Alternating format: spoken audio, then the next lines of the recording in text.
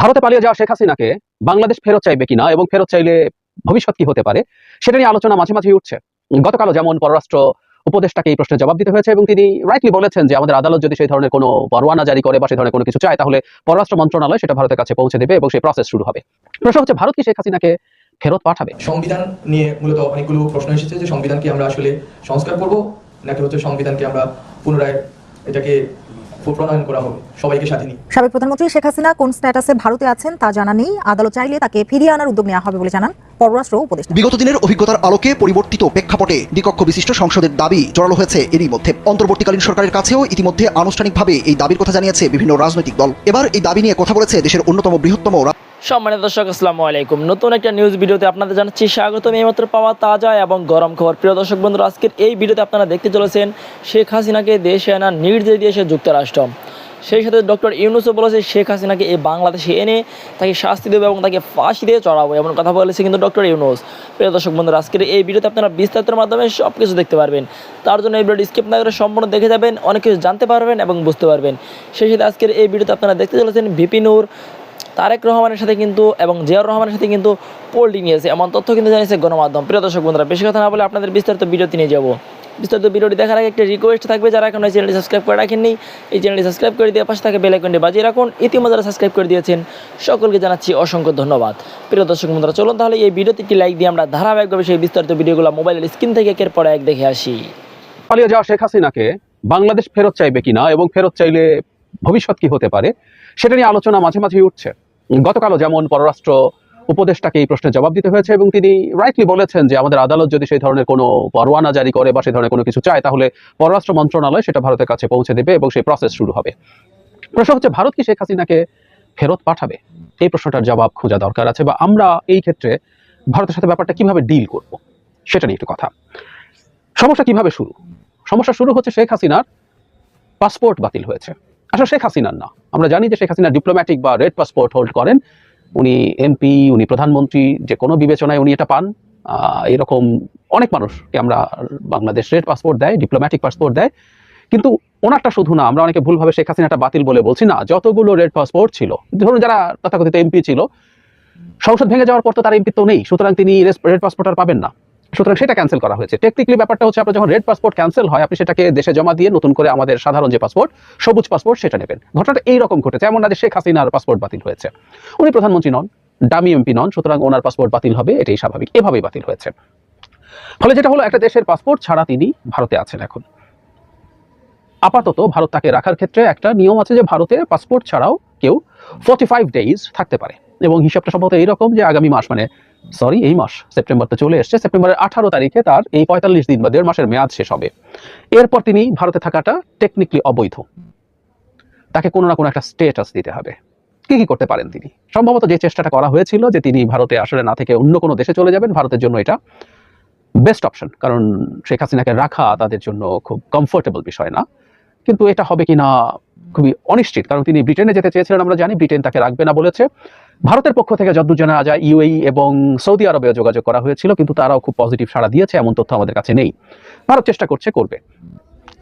আর কি অপশন আছে? তাকে রাজনৈতিক আশ্রয় দেওয়া সম্ভব, কিন্তু বাংলাদেশে যে পরিস্থিতি করে তিনি ভারতে গেছেন, ভারত তাকে টেম্পোরারিলি রাখাটাও খুবই তীব্র সমালোচনার ব্যাপার।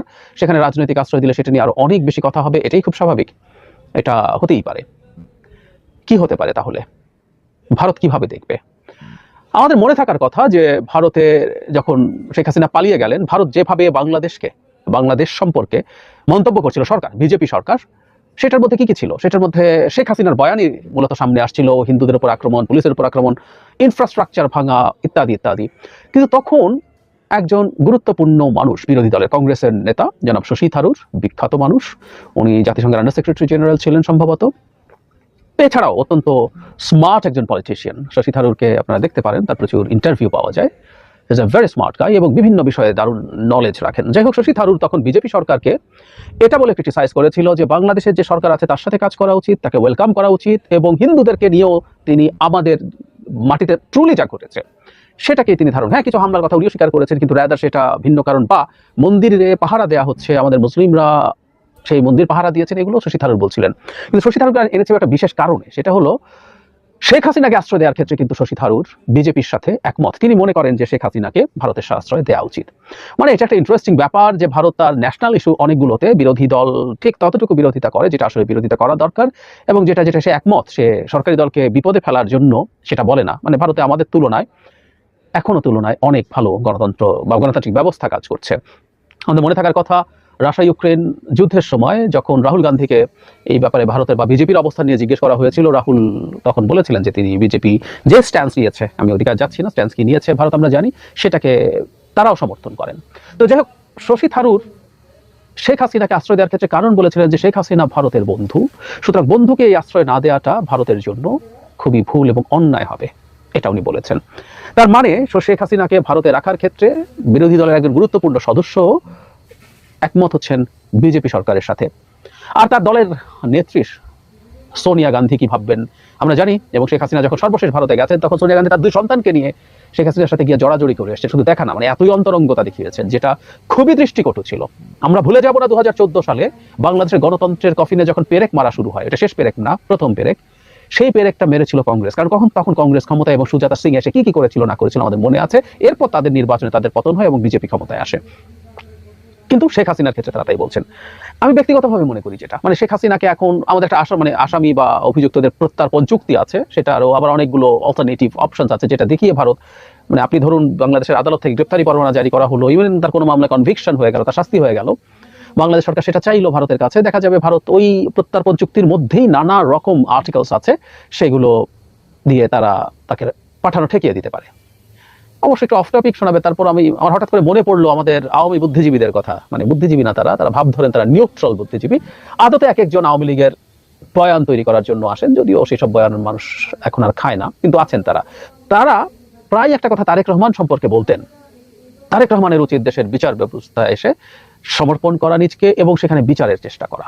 একটা রাজনৈতিক নেতা সাহস করবেন, তিনি আসবেন, তিনি ফাইট করবেন, ইত্যাদি ইত্যাদি বলে প্রচুর বলেছেন যে তারেক রহমান দেশের বিচার বিভাগ স্বাধীন বিচার বিভাগে এসে কাজ করুক।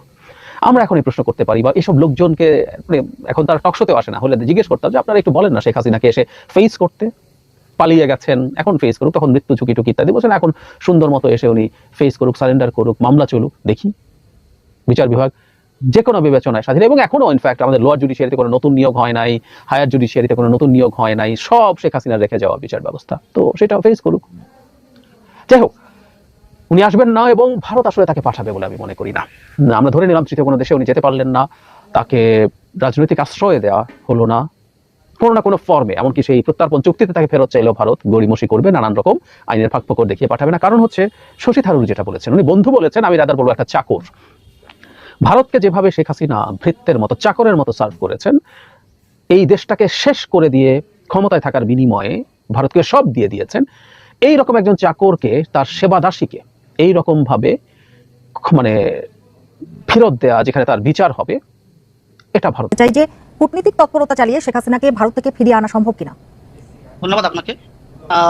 এখানে যে বিষয়টি গুরুত্বপূর্ণ যে আমাদের মাননীয় যে পররাষ্ট্র উপদেষ্টা যেটা যথার্থ কিন্তু বলেছেন, যদি আইন মন্ত্রণালয় চায় তাহলে ওনাকে ফিরিয়ে আনার ব্যাপারে তৎপরতা শুরু করা যায়। এখন এখানে যে আইনগত যে বিষয়গুলি আছে, ভারতের যে ভিসা নীতি, যেটা যদি আমরা দেখি, সেখানে স্পষ্ট উল্লেখ আছে যে বাংলাদেশি অফিসিয়ালস কিংবা ডিপ্লোম্যাট, তারা রেড পাসপোর্টধারী, লাল পাসপোর্টধারী, তারা ভিসা ছাড়া সেখানে গিয়ে সর্বোচ্চ 45 দিন অবস্থান করতে পারে। যদি আমরা এটা বিবেচনায় নিই, তাহলে গত 5ই আগস্ট থেকে আজকের দিন পর্যন্ত শেখ হাসিনা তার যে অবস্থান ভারতে, সেটা 28 দিন পূর্ণ হলো। তার মানে আর 17 দিন ওনার বাকি আছে। এখন এই যে 17 দিন পর ওনার কি হবে, এটা অত্যন্ত গুরুত্বপূর্ণ একটি প্রশ্ন। এখন সেখানে এখানে ঝুঁকি কিন্তু আছে। ঝুঁকিটা হলো যে শেখ হাসিনা হয়তো এই যে অপরাধী যে বহিঃসড়ক মর্মন যেটা এক্সট্রাডিশন যেটা বলি, এটার উনি মুখোমুখি কিন্তু হতে পারেন, যে ভারত তখন সেখানে তাকে হয়তোবা তাকে এক্সট্রাডিট করতে পারেন। এখানে ভারতের যে নীতির যে বাংলাদেশ এবং ভারতের যে এক্সট্রাডিশন ট্রিটি, সেখানে আবার একটা ক্লজ হলো এরকম যে যদি কোনো অপরাধী কোনো অপরাধী যদি পলিটিক্যাল গ্রাউন্ডে যদি হয়, তাহলে ভারত কিন্তু তাকে কিন্তু হস্তান্তর করতে বাধ্য নন। মুসলিম ভাইয়ের বউর একটা সরল প্রশ্ন, নুরু তুমি কার? এখন এই যে প্রশ্নটা আসছে নুরু তুমি কার, কনফিউশনটা তৈরি হয়েছে ওই দিন থেকে যখন ঢাকা ইউনিভার্সিটির ভিপি হওয়ার পরে সাবেক প্রধানমন্ত্রী শেখ হাসিনার সাথে দেখা করতে গিয়েছিল ভিপি নূর। তো সেখানে ওনাকে দেখার পর বলছিল আপনার চেহারাতে আমার মায়ের ছবি পাই। নুরের মা কিন্তু জিন্দাই আছে আলহামদুলিল্লাহ। তারপর আবার বলছে আমি প্রাইমারি স্কুলে থাকতেই ছাত্রলীগ করতাম, নেত্রীর আশীর্বাদ নিয়ে আসছে। আবার যেই ওইখান থেকে আসছে, আইসা আবার তার বক্তব্য চেঞ্জ। এরপরে দীর্ঘ সময় যাবৎ বিএনপির পক্ষে বা বিভিন্ন অবস্থান তার আমরা দেখেছি, কিন্তু এখন আজকের দিনে আইসা ভিপি নুর যে বক্তব্য দিচ্ছে সেই বক্তব্যটা অনেকটা কি বলা হয়, মানে আমি কোন অ্যাঙ্গেলে বলবো যে তাদের অবস্থানটা কি, যেহেতু আজকে তারা একটা রাজনৈতিক নিবন্ধন পেয়েছে ট্রাক মার্কার, তো মোটামুটি বিকাশের কালেকশন ভালো হলে ট্রাক দিয়ে নেওয়ারও কিন্তু সুযোগ আছে। আচ্ছা, এখন আসেন বিএনপিকে উদ্দেশ্য করে বা জনাব তারেক রহমানের উদ্দেশ্যে, যেহেতু দলটা তাদের কি বলা হচ্ছে কোনটা, দেশে এখন যারা ভাবছেন যে লুটপাট নৈরাজ্য চলছে না, এটা কিন্তু ভুল, চলছে। আপনি আপনার এলাকায়ও দেখেন চলতেছে কম বেশি লুটপাট।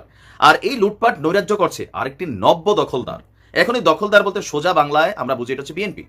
জামায়াত ইসলামের নেতাকর্মীরা, বি অনেস্টলি, আমি তো আর জামাত করি না, তারপরে যেটা চোখে দেখি সেটা বলতে হবে। আমি এখনো বাংলাদেশের কোথাও কোনো গণমাধ্যমে বা আমাদের এলাকাতেও আমরা দেখিনি জামাতের কোনো সিন্ডিকেট, ওই চাঁদাবাজি, ছিনতাই অথবা ধরেন লুটপাট, টেন্ডার, জ্বালাও পোড়াও, এগুলোতে আমরা কিন্তু আসলে এরকম ভূমিকা দেখছি না। পাশাপাশি বিএনপি কিন্তু অলরেডি এটাতে জড়িত হয়েছে। আমার কথা না, এটা হচ্ছে ভিপি নুরের কথা। তো প্র্যাকটিক্যালি আমি নিজেও দেখেছি। আজকে আপনার তার যে দল, এই দলকে আজকে নিবন্ধন দেওয়া হয়েছে। তো এর আগে ইসি, এগুলো তো কার্যত বাংলাদেশে কমিশন আছে, জাস্ট যে সরকার ক্ষমতায় থাকে তারই আজ্ঞা পালন করে। তো সেখান থেকে তার দলকে কিন্তু আগে নিবন্ধন দেওয়া হয়নি। এখন আজকে নিবন্ধন দেওয়ার পর তিনি তার যে বক্তব্য গণমাধ্যমে দিয়েছেন, সেখানে তিনি বলছেন কোটা সংস্কার আন্দোলনের মাধ্যমে রাষ্ট্র সংস্কারের বীজ বুনেছিল গণ অধিকার পরিষদ। এখন দেশে লুটপাট নৈরাজ্য চলছে, আর এই লুটপাট নৈরাজ্য করছে কারা? আরেকটি নব্য দখলদার গ্রুপ। আর এই সকল লুটপাট আগে করতো কারা? আওয়ামী লীগই করত। আর প্রশাসন, ব্যবসায়ী যাদের অপরাধ রয়েছে তাদের বিরুদ্ধে ব্যবস্থা নিতে হবে। ঢালাও ভাবে যে মামলা হচ্ছে বা ব্যবস্থা নেওয়া হচ্ছে সেটাও কিন্তু আপনার করা যাবে না। ইভেন প্রতিবেশীর সঙ্গে ভারতকে মেনশন করে বলছে বৈরী পরিবেশ থাকলে দু দেশেরই ক্ষতি হবে। এতদিন আওয়ামী লীগ ভারতের সাথে সুসম্পর্ক রাখছে একটু বেশি, সেটা নিয়ে যতটা সমালোচনা হয়েছে বা সবাই মনে করতেন যে নতুন একটা সরকার আসলে ভারতের সাথে সম্পর্ক ছিন্ন হবে, আমি সবসময় বলছি এটা সম্ভব না। ভারতের সাথে যদি আমরা সম্পর্ক ছিন্ন করি, এটার ক্ষতির একটা বড় অংশ কিন্তু আসলে বাংলাদেশেরই যাবে। আবার যারা রাজনৈতিক দলগুলো আছেন তারাও কিন্তু স্টেবল হইতে পারবে না ভারতের সাথে ওভার পাঙ্গা নিয়া। আর এই কারণে দেখেন বিএনপি বলেন, জামায়াত ইসলাম বলেন, ভিপি নুর বলেন, সবাই কিন্তু এখন ভারতের সুরে কিছুটা কথা বলছে। বলা হচ্ছে যে বাংলাদেশকে ভারত নিয়ন্ত্রিত পুতুল রাষ্ট্র করেছিল, মানে আওয়ামী লীগের আমলে। এখন সেটা করা যাবে না, উভয় দেশের মধ্যে সৌহার্দ্যপূর্ণ এবং বন্ধুত্বপূর্ণ সম্পর্ক থাকুক, সেটাই চাই। আর গণ অধিকার পরিষদ নতুনদের দল হবে জানিয়ে বলছেন দু একজন মানুষের কর্মকাণ্ডের জন্য গণ অধিকার পরিষদকে বিভক্ত করা যাবে না। এটা হচ্ছে ওই যে বিকাশ তারেক আছে, মানে তাদের গ্রুপের মোটামুটি সবাই বিকাশ কালেকশন করে চলে। ব্যক্তিগতভাবে তাদের কর্ম, ব্যবসা, এগুলা কই থেকে আসছে, এখন ব্যবসা আসলে টাকা পয়সা কই থেকে আসছে সেটাও একটা ইস্যু। আবার ভিপি নুরের এই টাকা পয়সার ইনকাম সোর্স নিয়ে অনেক ধরনের বক্তব্য আমরা দেখেছিলাম, ইসরায়েলি ইস্যু, অনেক কিছু। যাই হোক, এখন ক্ষমতাকে কেন্দ্র করে দেখছেন কিভাবে একের পর এক ডিভাইডেশন শুরু হচ্ছে। বিশেষ করে বিএনপির জন্য খুবই খারাপ একটা সময় তৈরি হয়ে যাবে। বিএনপির নেতাকর্মীরা যে এলাকায় আছেন একটু সাবধান হন। পাবলিকের ত্রাণ নেওয়া, ছবি দেওয়ার মতন ঘটনা কিন্তু অনেক জায়গায় ঘটছে, অনেক জায়গায় বিএনপি নিজেই করছে, বিএনপি নেতারা নিজেও দিছে। আবার আরেক গ্রুপ আছে খাউয়া গ্রুপ, আমাদের এলাকায় আমি দেখছি একটা গ্রুপ তারা নিজেদের পকেটের টাকা দিয়ে মানুষকে সহযোগিতা করছে, পানিতে নামছে। আরেক গ্রুপ সারা বাংলাদেশ থেকে যে ত্রাণ গেছে এগুলার ছবি দিয়ে বলতেছিল যে বিএনপি কাজ। তো মানুষ এগুলো দেখে নাই, এগুলো দেখেই তো মানুষ আওয়ামী লীগের উপর বিরক্ত হইয়া সরকারের পতন ঘটায় দিচ্ছে। তো আর কবে জাগবেন? আর ভিপি নুরের অবস্থানটা আসলে কি, মানে কি মনে করেন যে ভিপি নুরের অবস্থানটা, যে বিএনপি বা জামাত যদি তাদেরকে সাইড না দেয় তাহলে বাংলাদেশে গণ অধিকার পরিষদ এই দলটা আসলে কি নির্বাচন করলে 2-1টা সিট পাবে? আওয়ামী লীগ যদি আওয়ামী লীগের মতন অবস্থান নিয়ে নেয়, বিএনপির মতন অবস্থান নেয়, জামাতের মতন জাতীয় পার্টি বা খেলাফতে মসজিদ যারাই আছে, তখন ভিপি নুরকে আসলে ভোট পাই এমপি হওয়ার যোগ্যতা আছে? কি মনে করেন, একটু লিখেন। প্রিয় দেশবাসী, শুরু থেকে শেষ পর্যন্ত যারা এই ভিডিওটি দেখেছেন সকলকে জানাই অসংখ্য ধন্যবাদ। যারা এরকম নিউজ ভিডিও পেতে পছন্দ করেন তারা অবশ্যই এই চ্যানেলটি সাবস্ক্রাইব করে পাশে থাকা বেল আইকনটি বাজিয়ে দিবেন। যারা এখন এই ভিডিওটি শেয়ার করেননি, এই ভিডিওটি দ্রুত শেয়ার করে সকলকে দেখার সুযোগ করে দিন। আজকের মতন এই পর্যন্ত, দেখা হচ্ছে পরবর্তী কোনো ভিডিও নিয়ে ইনশাল্লাহ।